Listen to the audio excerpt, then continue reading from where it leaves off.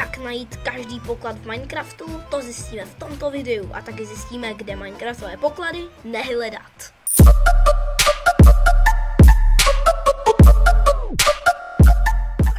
Nejprve musíte najít potopenou loď, což já teď mám nalezenou. A když to teda takhle hezky najdete, musíte doplavat tady do podpalubí. Tady je mapa k pokladu, papíry a knihy.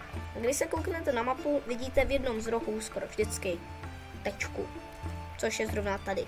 No a samozřejmě na mapě je sever nahoře, takže se koukneme do F3, kterým směrem se koukáte.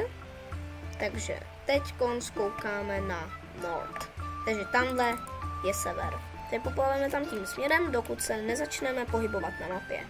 Vidíte, přibližujeme se. Už se dokonce vidím na mapě. A teď si říkáte, vidíte, jsem přesně na křížku. Tak kopu dolů. Hej, kde je ta zatracená čestka? Že by byla někde tady? A kopete a nevíte, kde vaše čestka je. Tak já asi fakt nevím.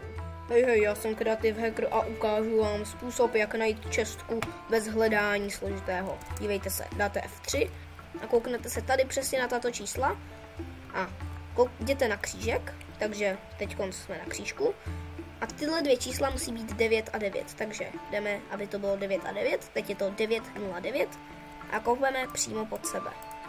A bum, je tu čestka. Velmi jednoduché, doporučuji používat. A teď k tomu, kde čestky nehledat. No, na internetu se šíří různá podvodná videa, kde lidi nachází čestky ve vesnicích, tak si pojďme ukázat, kde ta čestka není. Jsem ve vesnici. A jo, tady je kostel.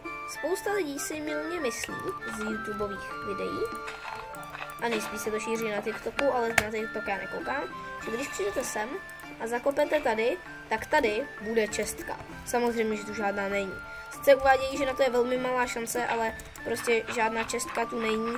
Je to totální podfuk a neskoušejte to, jenom vám to ukrade čas.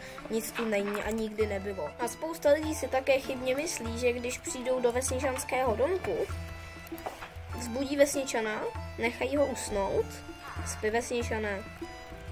Tak, nechají ho usnout a pak tady zakopou, tak je tam tajná... Co? Ono to fungovalo, tady opravdu je tajná místnost, a co je tady? Dej odběr jinak. Jinak co? Jinak TNTčka, pomoc, zachraňte mě, dejte odběr.